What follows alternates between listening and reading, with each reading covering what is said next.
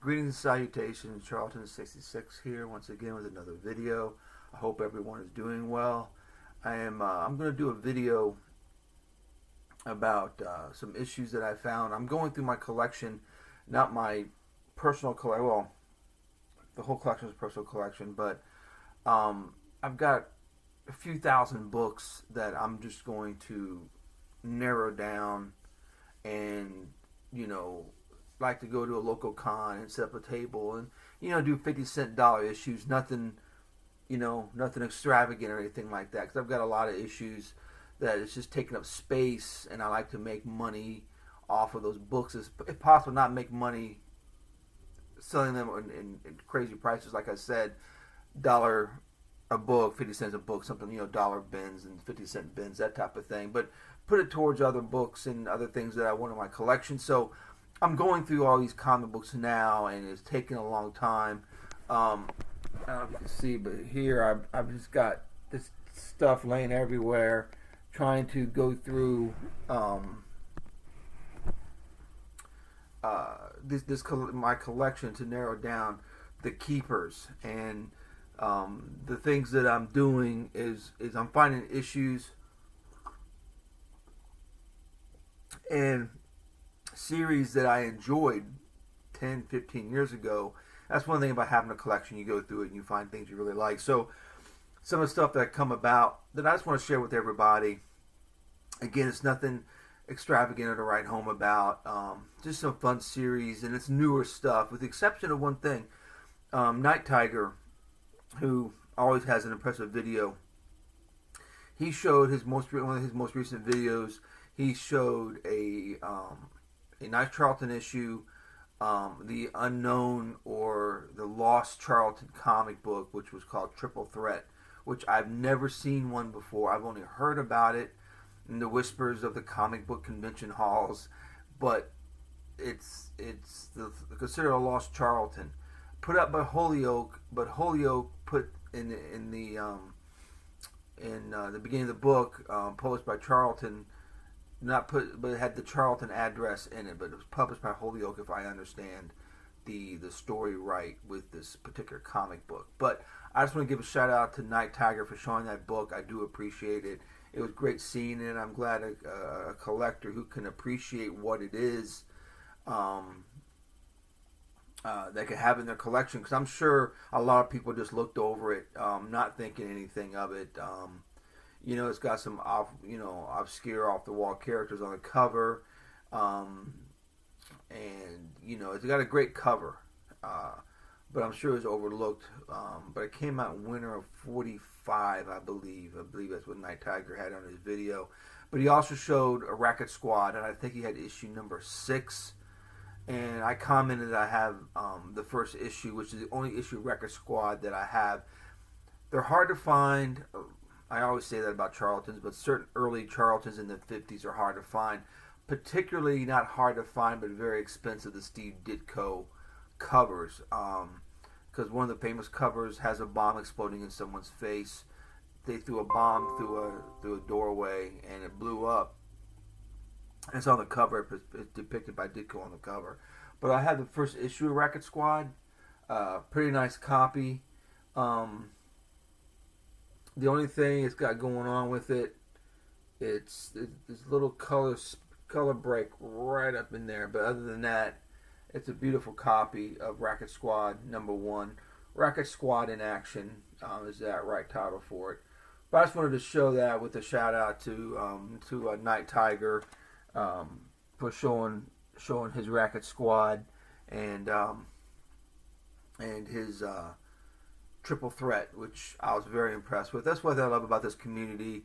You watch a video, you see stuff that exists, you hear about it, but people have in their collection, which is really cool. Again, check out his video, Night Tiger. He has good stuff. Onward to some of the stuff I found. Like I said, these are books I'm going to keep in my personal collection. Again, they're newer stuff because it's really good stuff. Obviously, to me, the stories are good. The artwork is good. You just don't see some of these series very, very often out there. which is one of the series that I really liked. I have all of them, but not right here in this collection. It's back in that room in a box that I'm still going through to find the rest of the collection. But again, it's called The New Invaders, written by a guy named Jacobson, and Smith did the artwork, which I've never seen Jacobson write anything else other than this. Again, I'm not up on a bunch of the newer stuff, but anyway, this was a really good series, and the Invaders are back together again. Namor is the only so-called the original one with them. The rest of them are like U.S. agents, Captain America, and the premises are after another Axis faction called Axis Mundi is the name of this terrorist organization. But you've got, I take that back. Jim Hammond's the Human Torch, original Invader, the Thin Man, U.S. agents, the Captain America role. Namor's in it. New Spitfire, New Union Jack, Blazing Skull, the original Blazing Skull, I do believe, if I remember the series correctly. But in it, it's kind of cool. U.S. Agent Shield has the, I believe it's the Declaration of Independence is written on his shield. You can't really see it here, but it's on the inside of his shield. I think that's what was written there, if I remember from the series. But it's a fun series. The artwork was really good in it. Again, this guy, what's his name? Something Smith, C.P. Smith, and I've never seen his artwork other than this series and nothing after it. If anyone out there knows of anything, let me know. But it's really good stuff. Again, if you're into the Invaders and heroic action, this is a good series. This is issue 3.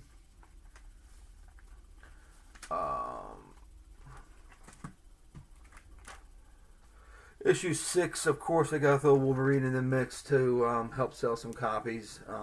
That's just pandering to me, but anyway, it's still a good issue. The New Invaders number 7.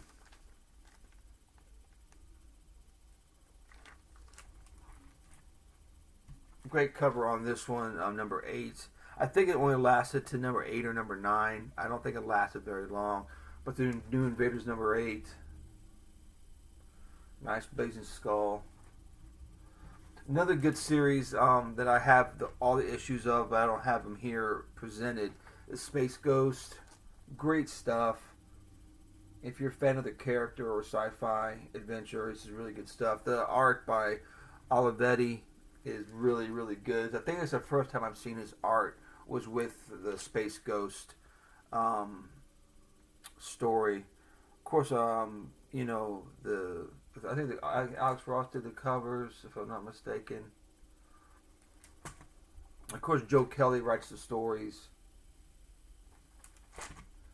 Tom Strong, number 4, from October of '99. Again, Tom Strong, if you're not familiar, is one of these characters created by Alan Moore, but it's very much of a Doc Savage-esque. I don't want to call it a ripoff because I don't want to offend the Alan Moore fans out there. Shout out to you, Tim, that it was a ripoff, but he's a Doc Savage-esque character. Technology, highly smart, but he has a family that does the same thing. Goes on adventures with him, and just as smart and talented with electronics and whatnot, and they go on the adventures. Now, this cover is a great cover by Alan Weiss. It's called Riders of Lost Mesa. It's from an all-story cover. I just can't place it from a pulp. All story or all western, something like that, but it's very much reminiscent of that. It's not a Lone Ranger cover. I'm sure this image has been depicted elsewhere, but the way it's set up and the way it's designed, I've seen this cover somewhere before. But anyway, Tom Strong, number 8 from July of 2000. Great cover. Terror of the Temple of Tassal, another Tom Strong adventure.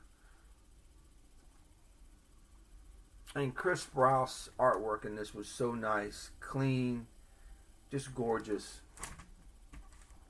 Tom Strong and his Phantom Autogyro, which everyone knows that Doc Savage and the Shadow all flew around in autogyros.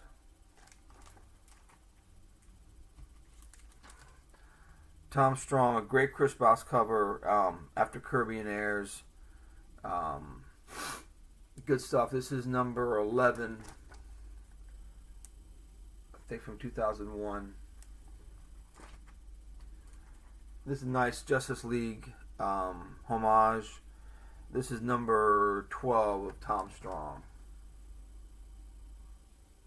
Again, like I said, these are nice to have in your collection. As I was going through the stuff that I want to sell, I'm pulling stuff out, obviously, that I want to keep in my ongoing personal collection. The rest of these I do have somewhere scattered in the midst of the other comic book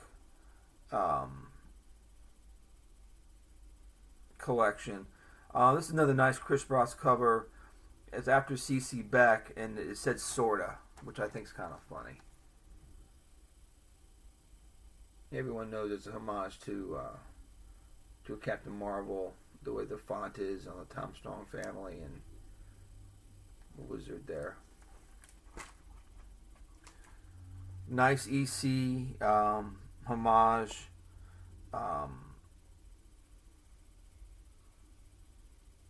Tom Strong number 14. Tom Strong is just a fun comic book. The adventures are wonky enough, scientific, like science fiction, science fantasy enough, but it's almost, I don't want to say humorous. That's a wrong word to use, but it's I don't say. I guess humorous is there's just funny elements within the story, but it's scientific and adventurous. It's like a Doc Savage story. Basically, I can say right there, like a Doc Savage story. Captain America number 11.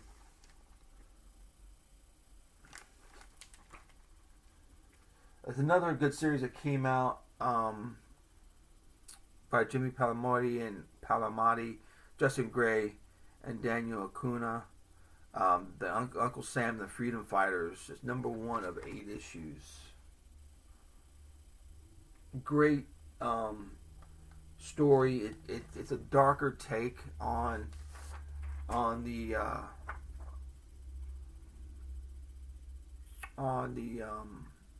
Freedom Fighters, which I'm not usually a fan of, but this was pretty good. It's kind of dark. It's kind of violent.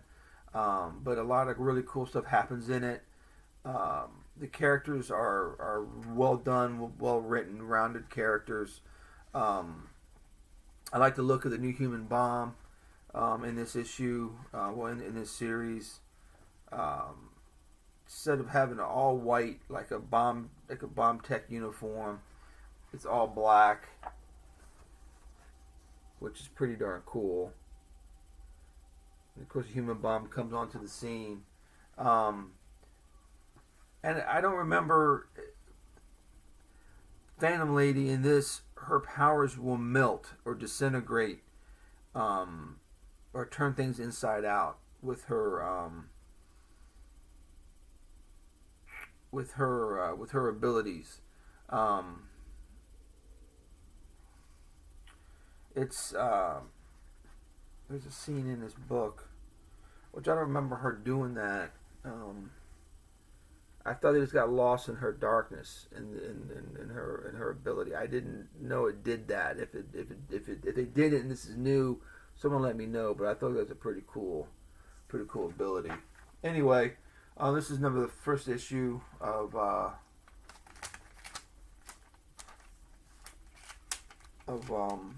Uncle Sam, the New Freedom Fighters. This is number 5 of 8. Great cover, and it's just more of the action. Of course, Batman's in this issue, but it's a nice setup with them, with the new team. It's just it's a pretty good series. If you can find it, I don't know how readily available these are. I've got all 8 issues, so I'm not out looking for them. But if you come across them, do yourself a favor and pick them up. Here's JSA BC, which was such a great series by Jeff Johns and Goyer. It's just an awesome series, and again, this throughout my collection. So as I'm going through, like I said, and digging through stuff to put away to sell, I see my JSAs, I pull them out because I plan to get them bound, professionally bound, so I can have them in a nice set. But this is like a great cover with one of my favorite villains, Vandal Savage. And of course, this one has my 2 favorite JSA guys. The 2 Mr. Terrifics are together. They don't fight side by side in this issue yet, but they're going to. I think it's the next issue, 71, that they fight side by side. Nice Dave Gibbons cover with the 2 Mr. Terrifics on the cover. Oh, I'm out of order here. Here's Space Ghost number 4. Yeah, the great Alex Ross cover.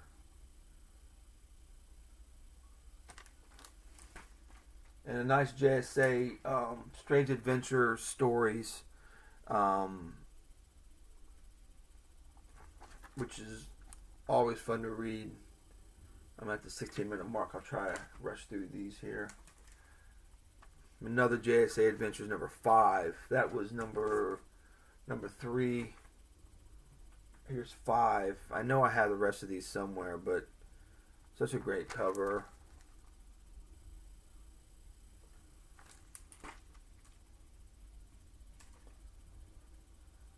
Them all rushing in here. Number 6. My man, Mr. Terrific there, rushing into battle. That was number 6.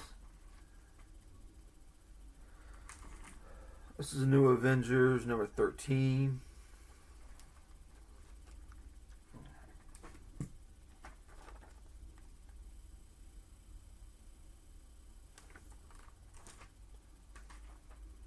Flash 197.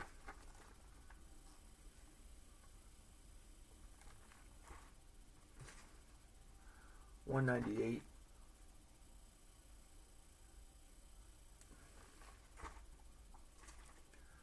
$199.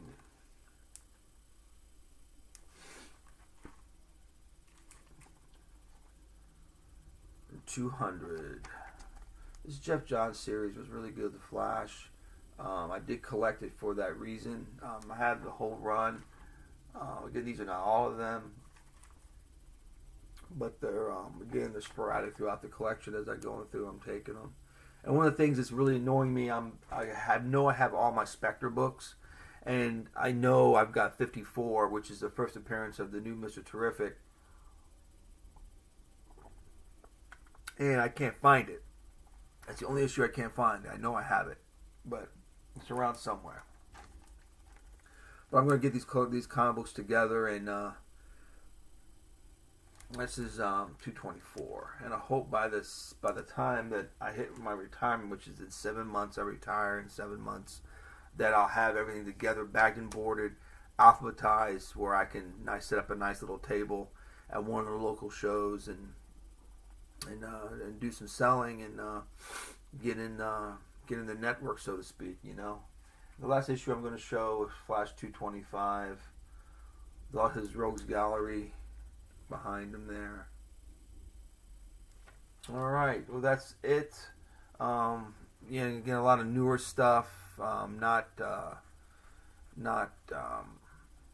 Gold or Silver Age or Bronze Age or anything like that, but they're still fun comic books, and I'm glad I found them so I can find the rest of the issues and put them all together. Anyway, I know this has been a long video. We're 19 minutes and 33 seconds into it. I appreciate everyone sticking around. I hope you enjoyed the video. If you did, please leave a comment, suggestions, questions, anything like that. I always answer all my comments. It might take me a few, but I do get to all the comments. And if you have any questions or anything like that, or concerns or comments or anything that we can talk about, please please do so. Anyway, you all take care and enjoy the rest of your day.